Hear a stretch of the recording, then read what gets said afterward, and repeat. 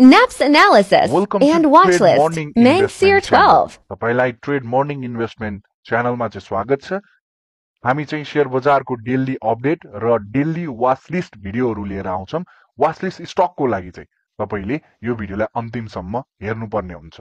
हाम्रो YouTube channel trade morning इन्भेस्टमेन्टमा तपाईहरुले subscribe गर्न सक्नुहुन्छ अथवा टिकटक च्यानलमा गएर पनि ट्रेड मर्निङ इन्भेस्टमेन्ट भनेर तपाईले त्यहाँनिर फलो गर्न सक्नुहुन्छ। फेसबुकमा पनि लाइक गर्न सक्नुहुन्छ। ट्रेड मर्निङ इन्भेस्टमेन्ट भन्ने च्यानल लोगो चाहिँ यस प्रकार छ। वाच लिस्ट हेर्नको लागि चाहिँ तपाईले यो भिडियोलाई अन्तिमसम्म हेर्दिनु होला। कुरा गरौं शेयर बजारको। अहिलेको अवस्थामा शेयर बजार 4-5 दिनदेखि लगातार डेली बढिरहेको छ। बजार बढ्दा भोल्युम पनि तपाईको बढिरहेको छ। तर अस्तिकोतिर जब जेनजी आन्दोलनपछि बजारमा के हल्ला थियो त? बजार त 2200 सियोर आउँछ, बजार त 2300 सियोर आउँछ भन्नुहुन्थ्यो। तर आयो त 2200-2300 आएन। बजारको कसैले पनि आकलन गर्न सक्दैन।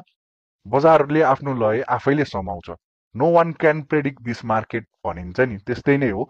र अहिलेको अवस्थामा जब जब बजारमा 2200-2300 को हल्ला आउँछ, स्मार्ट मनीले किनिरहेको थियो भनेर हामीले बुझ्न सक्यौं है। स्मार्ट मनीले किनिरहेको थियो, त्यही भएर बजार चाहिँ बढिरहेको छ। अस्तिसम्म 2480 मा आएको बजार अहिले कतिमा आयो त? 2676 भनेको 2680 मा आइसक्यो है। कतिपय स्टकहरू बढ्न बाँकी नै छन् भने कतिपय स्टकहरू बढिसकेका पनि छन्। अहिलेको अवस्थामा बजारमा चाहिँ एउटा ट्रायंगल भित्र बसेर चाहिँ बजार खेलिरहेको थियो भने अहिले यसले ब्रेकआउट दिएको छ। यसलाई हामीले पेन अन प्याटर्न भन्छौं। पेन अन भनेको चाहिँ कस्तो हुन्छ नि, हेर्नुस् यसरी ट्रायंगल भित्र बस्छ खेल्छ अनि ब्रेकआउट दिन्छ। यहाँनिर यसरी ट्रायंगल भित्र बस्छ ब्रेकआउट दिन्छ। यसलाई चाहिँ हामीले पेन अन प्याटर्न भन्छौं। अहिले बजार के छ त? यसरी ट्रायंगल भित्र बसेर चाहिँ ब्रेकआउट दिएको छ। यसको टार्गेट हामीले हेरिन्छ भने यसको लगभग टार्गेट भनेको चाहिँ तपाईको कति हुन आउँछ त? यसको टार्गेट भनेको यहाँसम्म लगभग 2800 को रेन्जसम्म चाहिँ बजार जान सक्ने अवस्था छ।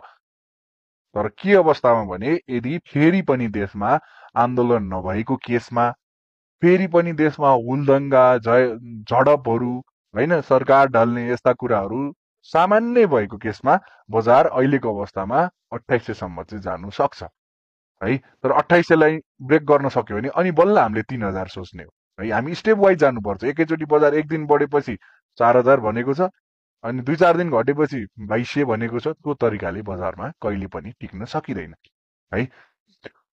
अहिले भोल्युम पनि राम्रो आइरहेको छ, राम्रो कुरा। अब लागौ हामी हाइड्रो पावर सेक्टरको एनालाइसिस। सबैजनाको फेभरेट सेक्टर। शेयर के किन्ने भनेपछि दिमागमा मान्छेको हाइड्रो पावर नै आउँछ। शेयर के किन्ने भनेपछि हाइड्रो पावर नै आउँछ। त्यो सेक्टर भने 2-4 दिन यता अलिकति थोरै चाम कम भएको हो कि हैन जस्तो देखिन्छ, किनकि क्यान्डलहरू नि सानसानो बनेका छन्।